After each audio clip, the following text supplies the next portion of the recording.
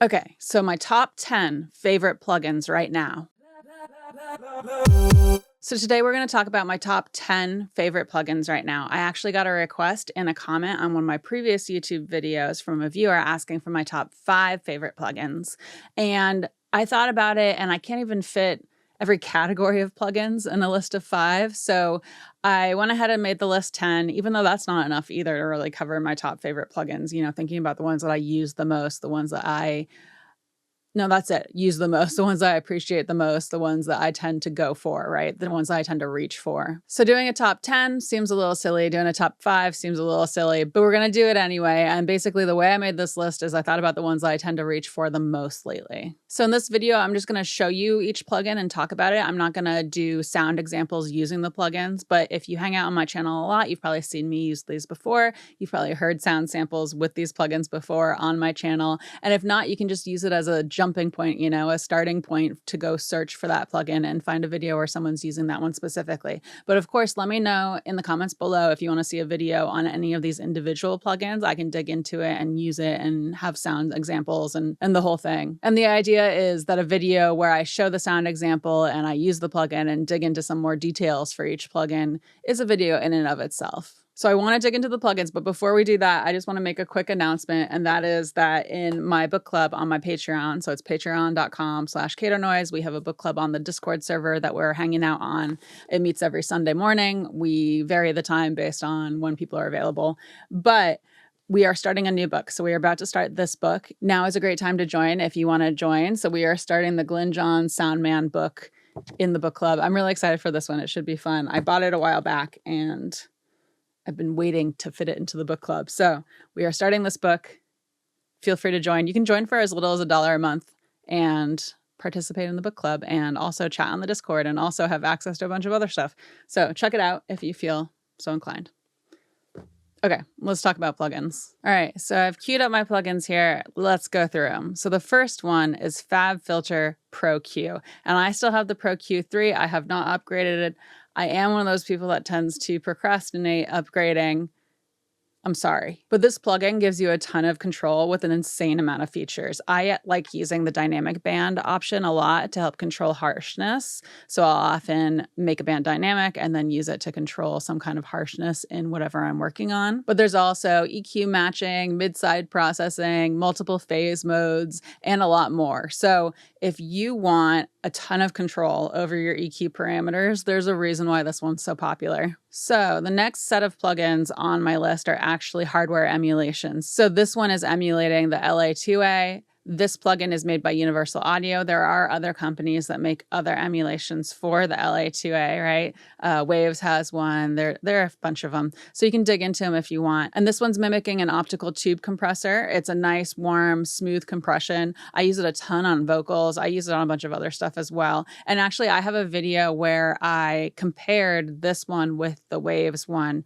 And I was using it, I was comparing it in a kind of an unconventional way, but I'll put a card on the screen for that video in case you want to check it out. I did find some differences that were kind of interesting. So I'll put a card on the screen and then I'll put a link in the description to that as well. So the next one is another emulation. So it's the 1176 emulation. And I'm not super picky about which emulation I tend to go for. This one is, again, made by Universal Audio, but I sometimes reach for ones that are made by other companies as well. So with the 1176, you have a lot more control over the parameters of your compressor, right? So you have attack and release values, you have your ratio values, stuff like that. But it is easier to distort a little bit with this one if you're not careful. So I would just keep an ear out for that. And I'll use this if I want to bring something up while emphasizing the snap a little bit, if I want to compress with a little bit of distortion. And I'll also use this to just tame the peaks a little bit before I then run through an LA2A, which is a common combination that I enjoy using. So the next one on my list is another emulation, and it's the Pultec Emulation. And so this one, again, made by Universal Audio. I believe there's one that comes with Pro Tools too. There's an Avid one that I do I think I use that one pretty frequently. I do enjoy using that one as well. But basically the Pultec EQ, it's really good for making things sound fuller and bigger and more professional and polished. I use it a ton on kick drum. I use it a ton. Sometimes I use it on the master fader. I use it on a bunch of different things. Kick drum's kind of the one that I use it on the most, though, to be honest. And this one, the original hardware unit, the Pultec, has been respected and revered and used by engineers for decades. So it's a really good one to get to know. All right, so the next one is my go-to reverb, which is the Valhalla vintage Verb. And this one is based on, so it's roughly based on a lot of really famous hardware units that people know and love. So it's kind of like an amalgamation of a bunch of different hardware units that they then went and created their own, I don't know, collage of those hardware units. And it's actually inspired by a lot of the hardware units from the 70s and the 80s, which is why you have the 70s, the 80s, and then you have the now option here. And so I love using big, vibey reverbs, often combining it with the Abbey Road technique. That's one of my favorite things to do. And this is the plugin that I go to when I want to do that. And I actually have my own preset on here. So I've created my own preset. I will make that available to my Patreon patrons. So if you want to check that out, go check out my Patreon. It's patreon.com/KatoNoise. And my preset's basically just a big dark reverb that I've calibrated to my liking. That's all it is. But I love it. I use it as a starting point a lot. All right. And so my next one is the PSP Saturator. And so this is like my go-to saturator when I want a nice analog, kind of subtle, kind of smooth saturation. I believe it can do other types of saturation as well, but this is why I tend to reach for it. It has 8 different shape modes. So you'll notice here we have a bunch of different shape modes. So none, soft valve, medium, you can see modern tape, RAM, etc. So it has 8 different shape modes. And I often use the warm tape shape mode, but I really just love how it'll make something pop out in your mix. If you put a little bit of saturation on it, it's like pop, you know? So I love going for the saturator for that reason. All right, so my next one, I actually have a really old version of this plugin, so I'm genuinely surprised that it still works on my computer. I'm running a Mac M1 Studio machine, and I have the most current version of Pro Tools, and I bought this version of this plugin years ago, so I'm legit shocked that it still works, but it still works, so I still use it. So this delay, I like how it has a good amount of control with all the different parameters. It's definitely not one of those like one knob add a delay type of plugin, which I'm not a huge fan of. I like when I can have a little bit more control. So it has a good amount of control, and I like using it when I want a delay that has like a certain type of personality. So I use it a lot for when I want to do delay throws, or I want to do some like ear candy type of delays. So the next one is the L1 Ultramaximizer. This one's made by Waves, and it's another one that I'm surprised that it still works on my machine, to be honest. So it's an old version of the plugin. There's probably a newer version that's a lot better. I don't know, but I'm still using this ancient version because I'm slow to upgrade things. If it's not broken, don't fix it, I guess, is kind of the attitude I take. Maybe that's just an excuse, but I love this plugin, and I tend to use this on my master fader a lot. And that's because if you go into the true peak mode, it's really good at keeping whatever you have at the out ceiling. So I often have this as my last limiter in my chain, and I'll have the out ceiling set to like -1, for example, and it will not let it get past that point. So that's what I really love this plugin for. And you know, another limiter that I really like is the Fabfilter limiter. That's a good one too. All right, so the next one is often at the beginning of my plugin chain, but it is Autotune Pro. And so I throw this on vocals all the time. I use this a ton. That's why I put it on the list here. So Autotune Pro. And the way I use this is I often start in automatic mode. I'll throw it on the track, see how it feels, and then I might either automate parameters or switch into graph mode as needed. So oftentimes when I'm switching into graph mode, I'm actually using it in the audio suite version, right? So I'll open up the audio suite version and I will use it that way. And that's basically just because then I can print it onto the track itself and it doesn't take as much processing power. It's a little bit safer from like things glitching out, for example. And I think I have a video where I talk about this in more detail. So I'll put a card on the screen if I can find it, and I'll put a link in the description for you so you can see what I'm talking about in a little more detail and hear that explanation there. But yeah, Autotune Pro, this one I use a ton. Mostly on vocals, almost exclusively on vocals. And you know, Antares also has the auto key plugin. Let's see if I can pull it up here. And basically you'll throw it on a track and it'll guess what the key is for you. So I use it to confirm what I think the key might be a good amount. So this is another one that I use a lot, but it's not on my list technically, so it doesn't count towards the 10 here. And so the last one that I tend to use a lot on my list today is the MV2 plugin. And I like using this one because it's a quick and simple way to get a ton of control over your dynamics. So if you want to crank something, if you want to bring up a ton of detail in something, this is a really good way to quickly do that. So I like to use this one a lot for those reasons, and it often does make it into the final mix as well. I like using it on bass especially. All right, so that's my list for today. So that's the first 10 plugins that I thought of when I thought of what plugins I tend to use the most, and a little bit on why I tend to use them.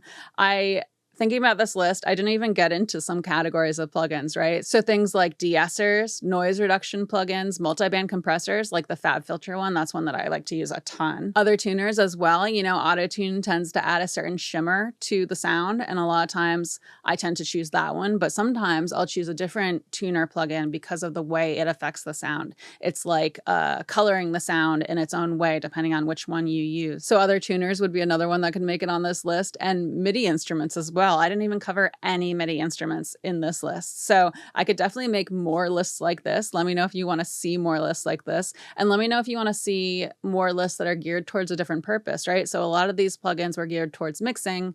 Let me know if you want to see a list that's geared towards, for example, production or mastering. And, you know, of course, if you see this and you're like, Kato, I don't want to spend all the time and the hassle and energy figuring all of this out, feel free to reach out to me about mixing your music. I'd be happy to talk to you about it. You can go to katonoise.com and click the Get Started button. It'll give you a few questions about your music, and then there will be a calendar link where you can schedule a call with me to talk about your music. It's a quick Zoom call we can do with video or without video. We can have a quick chat and see if we're a good fit for each other. And, you know, there is an advantage to hiring someone that's specialized in this stuff. You know, I've been working as an audio engineer for over 20 years. I worked part-time while in school.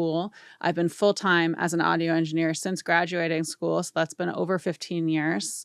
And there's always new stuff to learn. There's always new stuff to dig into. So it is something that can be very much a specialty. So there is advantage to hiring somebody that is dedicated to this stuff. So if it feels like a little too much for you, you don't want to deal with the mixing side of things, feel free to reach out to me. I think that's all I have for you today. So let me know what plugins you're into in the comments below. I'm always curious about what people are into. I'm not necessarily going to go out and buy them. I'm not really one of those people that goes out and buys all the new plugins thinking it's going to fix things, but I am interested in knowing what people are into, what people are finding useful. And I guess if you convince me to buy a plugin that you really love, then you've really done something, because I don't often buy plugins. I tend to get very familiar with the tools that I have and then use those to death in like multiple realms of my life. I tend to do that. And that's not because I'm not attracted to the shiny new thing. It's just a practicality thing, I think, for me. So I do like looking at the shiny new thing sometimes, and occasionally I'll decide that it's worth it. But anyway, like I said before, check out my Patreon, patreon.com/KatoNoise. Thank you so much to my Patreon patrons. You help keep this channel independent, keep it running.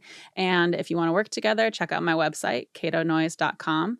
And other than that, thanks so much for hanging out. Drop a comment below to help the channel out. Share the video with a friend. And I come out with new videos every Wednesday. And I'll talk to you next time. Okay. I mean, with all that said about not getting plugins very often, I have been eyeing for a while the SSL emulations, and I think I might pull the trigger on getting those soon. I might do it. If you use those and like them, let me know.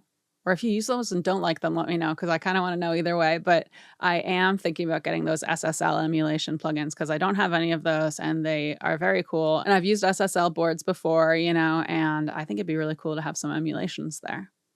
Maybe I'm kind of big on emulations, huh?